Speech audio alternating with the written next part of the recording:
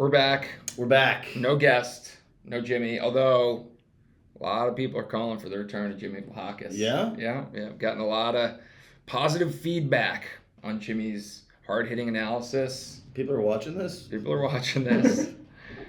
Only when Jimmy's on or when people are on, so we'll see how we do today. But college lacrosse is beyond full swing. I'd say kind of getting towards the culmination here. Yeah. We got playoff implications. We got conference tournaments coming up. We've talked about our ice players and how some of them have stepped up. And over the years, Andrew does an amazing job of researching how guys are doing. We get notes from kids and their parents about how our ice alumni are doing. But awesome to see so much success from participants that came to the ice program, whether that's playing college lacrosse or not. But really today, really want to focus on the ones that are playing college lacrosse and having a lot of success. And what's really cool is we've been staffing camps. Yep. And so we're going to get to see a lot of these guys in person, starting to hand off that knowledge that they're putting to use on the fields to the next generation.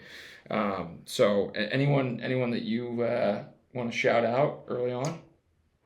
Well, I've been dealing so much staffing, so I think like what's cool, for the ice teams this upcoming summer is a couple alums kind of are already in the mix. So Grant Dupree at Limestone and Kemmerer at Loyola, they're both coming back. They're going to work some camps as well, some of our future Aces camps. But both those guys are going to be on the ice staff, and I just think that kind of circle of life is so special because they were like literally and figuratively in the current players' shoes just a few years ago. So I think that their ability to connect with them and serve as role models and resource and support is a special kind of part of the program that I don't know if I envisioned when we got it up and running. And Grant's got 3 goals, 2 assists at Limestone, which I think currently number 2 in Division 2, or they're definitely top 5. So hopefully he'll be chasing a national championship before coming out this summer. I know that's always cool to be able to say, hey, this coach, not only does he play at the school, but won a national championship or competed for a national championship. Eric Helgeson from Tufts last year was in that role, had his national. Another guy at Tufts now, Bryce Hall Knight, Bronx lacrosse player, continued on at Tufts and has played in 6 games. He's doing a great job, but he's another guy that will be chasing that national championship. Yeah, and I think some other guys in the New England region that kind of jump out. Drew Clift at Providence, he's had a great season so far.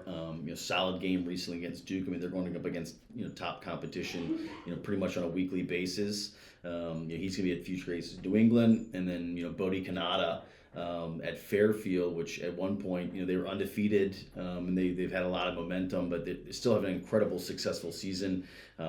His ability to kind of get in some lineups, get some games under his belt as a freshman, on that team having that level of success is awesome to see him, and obviously looking forward to having him on staff this summer as well. Yeah, and I think what's cool about when we go through this list, you've got the Tufts, you've got the Fairfields, you've got some of the upper echelon known commodities, but then a big part of the ice program is finding that right fit. And some of these stories that jump out are just so cool because players have gone on to find the right fit at all different levels, whether that's the division, whether that's the conferences, and like a guy like Jagger Beachak, who he came to ice late, wasn't quite sure what he wanted to do, actually went to work for a year, kind of took that gap year, and then realized he wanted to play college lacrosse. He's at SUNY Delhi and just absolutely tearing it up. He's got 48 points on 31 goals and 17 assists. He's one of those Haldane guys we talked about. So for him to not just use ice, but really to take his time and figure out, how is this going to work in my life? Is this what I want to do? And then pursue that, not just pursue it, but dominate at SUNY Delhi has been really cool and exciting to see. So if we're going to bring up Jagger at SUNY Delhi, we should bring up his teammate, Jesse Hagan. Oh, yeah. Coach Strebel loved Jesse. Meaty, physical, hard-dodging midfielder, and he's also crushing it. Yep. The old Delhi, not the deli. I just want to go to a deli for lunch. So, yeah. So I'm not being authentic by mispronouncing it. And then, we always talk about, it's about that fit, whether it's a big school or a small school. We got Washington College out on the Eastern Shore. We've got 2 players doing well there. We got Will Charvala in net, who is not just an ice player, but a long-time Trilogy player, works for us.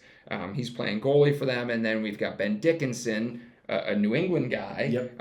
who found his right fit at Washington College, and he's been tearing it up, doing a great job. It's 21 goals and 12 assists in the season, so one of their offensive leaders as they head into the War on the Shore against an undefeated Salisbury team. Yeah, it's the Army Navy of the Division III kind of landscape in terms of those two, the storied rivalry between those two. But yeah, super excited for the both of them, and obviously they've got the biggest game on their schedule, right? The one that you kind of circle coming here in the near future. Tommy Christ crushing it down south. He's a Young Harris guy. He probably came to camp at Young Harris, which is always fun. We used to run our Future Aces South. And I think Tommy was a camper at the Future Aces South at Young Harris. To see him now as a collegiate athlete scoring goals there, that's pretty cool. Full circle moment. And then we've got CJ Sanchez from MIT. Smartest person to ever come through our program. The only one that maybe gives him a run for the money is Johnny Dedio. He and Johnny Dedio in a academic decathlon would hate to see, and a one-on-one. I think you could do a full you put them to a full battery test. I kind of like that, Sanchez versus Dedio 1v1, Sanchez versus Dedio like nuclear physics. Here's some sample tests. Yeah, some sample questions you have to answer. Yeah, and then maybe like a Rubik's cube. Yes, at the end, just like who could do it faster. Yeah. I like this. I like where we're heading here. Yeah, but CJ's probably. CJ, I think, would have the edge lacrosse-wise. He's been playing, top Division III lacrosse. Dedio focused on the academics. He went that route, going to Yale. I think he probably could have played there. I'm going to MIT over Yale, right? Yeah. Both of us obviously are a so little biased. So the gambling odds would have CJ as the favorite in this plus 200 SAT in this decathlon. Yeah. Okay. Ryan Hall, center. Ryan Hall at center. That's a good one.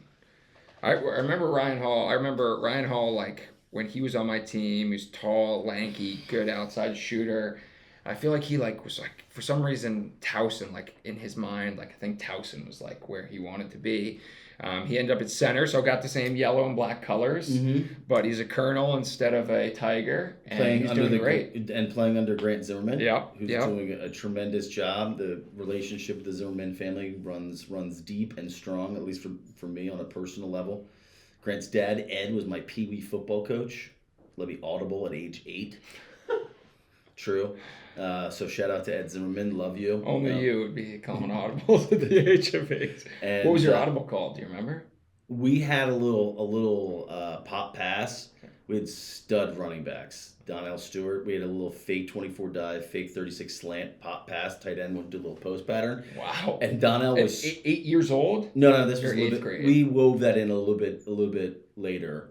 But we're back to Wove. Where it all started. Teams would play an 11-man front on us.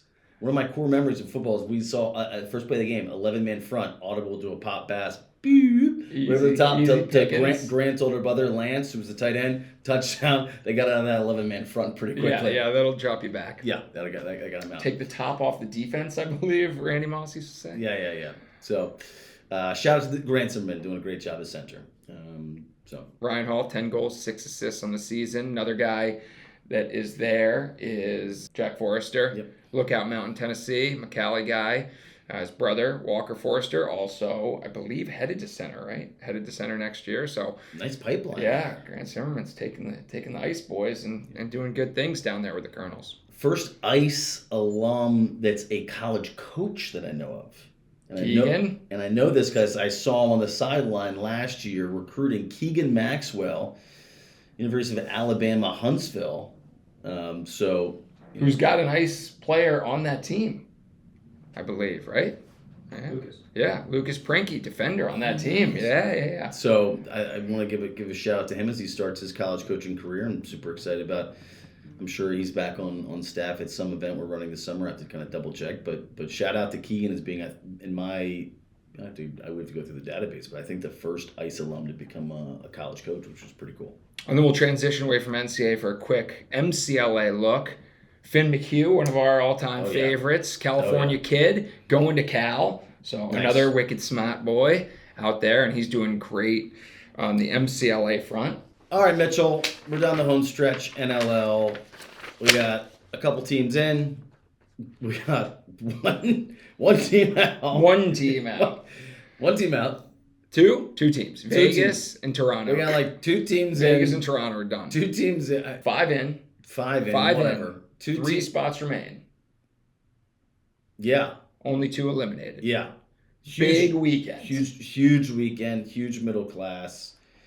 Obviously, my Seals playing against the Albany Firewolves. We are not hoping for the Cinderella story of them going from 2-8 to then in the playoffs. We want to slam the door shut, knock them out, punch our ticket. I obviously have some rooting interest there. As you see things, how are you looking at this kind of last weekend? I know the first seed is still up for grabs, but how are you looking at kind of how the 5 teams that are competing for 3 spots? How do you see things shaking out? I think it all starts in the Rocky Mountains, Calgary. They've got 2 games this weekend. So they kind of kick off the slate, and how they do will largely impact the chances of everyone else. Yeah. So it's good that it starts Friday night, because if they win, they have 9 wins, and already that eliminates 2 teams, or pretty much eliminates 2 teams, because they jump in that 6th spot, and then we're down to 2 final ones. But that Calgary, if they go 0-2 on the weekend, then that opens up the door for everyone else. But if they win that first one, they're really in that catbird seat. They've got the 9 wins. They have the potential to get the 10th win. And then everything else is just a complete roll the dice, spin the wheel, go to the Graham Perro odds calculator, plug in your because it is like you could go through every iteration. My favorite, I think, is Philadelphia needs. Yeah, give us the Philadelphia needs. If they win over Vancouver, which is just red hot right now. Which is not an easy feat. Not an easy feat. They need Las Vegas to beat Calgary. That's a tall task. Okay. They need San Diego to beat Albany. They're probably the favorite there. Done. Buffalo to beat Georgia. Again, the favorite, but Georgia is competing for their playoff lives, where Buffalo can sit some guys if they need to, rest up anyone who's dinged up. You think they rest? The number 1 seed's still in play there. It is, but they already have home field there, the 1 or 2. Okay. So we'll see. Saskatchewan beating Ottawa. Sask is the same kind of situation where they want to vie for seeding, but they're not desperate. They don't need to win this game. Desperate. Ottawa is. Yeah. And then they need Colorado to beat Calgary. So they need Calgary to lose twice. Okay. So that's a big one for them. They've never hated Calgary more than they do this weekend. And they need a lot to go right. But all that to say, these are some big games, right? There's some heavy favorites that kind of don't need to win versus teams that are need to win and need some help. So it's going to be a wild weekend of score watching, I think, clawing for every loose ball, and just some great lacrosse on the NLL as we head into the final weekend in the March to May. So if you have to prognosticate, who do you think punches their tickets here? I think I would have easily said the Georgia Swarm prior to this past weekend, when they went out and just got shellacked in the first half by the Wings. Okay. Now, you can have they did come back in the back half, so they have something to build on. Yeah. It's a proud group. Jordan McIntosh, I think, had 6 goals, which he hadn't had 6 goals in a season for a long time. So it's cool to see their leader, their captain, step up and do that. But I probably would have said them. I'm gonna go just favorites here. I'm gonna say Calgary, because they got the old crew back together. They got the San Diego Rentals back in what was that? It's what they were. Yeah. And so I think Calgary's going to punch their ticket. I think they're going to win Friday. I think they're going to win out, and I think they're going to go in and maybe even claim that 3 seed. Okay. And then I think my Ottawa Black Bears, my former team, the Riptide, are going to punch their ticket as well with a win and some help. And Jeff Teat is going to continue his 3rd 50-goal season. Do you have the Seals out? No, and I have the Seals as the final spot. Thank you. Yeah, you're welcome. My favorite, was when I was first got in the league. It was my first year or 2. We were not good. This is stealth. Yeah, we were not good, and we would have a doubleheader weekend like Calgary has, and everybody would be like, oh man, we just got to go 2-0 on this weekend, and then we're back in the mix, baby, and it's we're 3-9. 2 wins is more than we've had in 3 months. We think we're gonna go 2-0 on this weekend, and odds are not 2-0. So we get through the weekend and we go probably 0-2, and be like, yeah, we're not good. Why did we think we were gonna go 2-0 here? Like, what? So yeah, that was always my favorite like doubleheader thing. It was just like there was always this like completely irrational confidence about going 2-0 over the weekend. The tiebreaker scenario that I remember best is when we were Cannons, and was this the year after? There was I believe, a 6-way tie for the final playoff spot, and all we needed was the Long Island Lizards to lose, and John Grant Jr. Oh no, we needed the Ohio Machine to lose against the Lizards. Is this the 10-goal spot? John Grant Jr. scored 10 goals. 10. I'm like, can you? It might have even had to be like they just couldn't win by 4 or something. And John Grant Jr. had 10. I remember we were sitting in a locker room and he scored like 6 in the first quarter, and everyone was just kind of like just trickling out of the locker. We're like, well, I guess this season's over. But Harvard Stadium, we're like, all right, our hands are in the fate of the Lizards defense, and Junior just hung 10 on them. It's like, well, that'll do it. That'll pretty much seal our fate. So. That's my least favorite tiebreaker scenario. Okay. Nothing worse than not controlling your own destiny in the scoreboard situation. So a lot of teams will be watching the scoreboard. So I think actually the only one that really can punch their own ticket is Calgary by winning both games. Everybody else needs help. Everyone else needs to win and a little bit of help. Okay. Depending what everyone else does.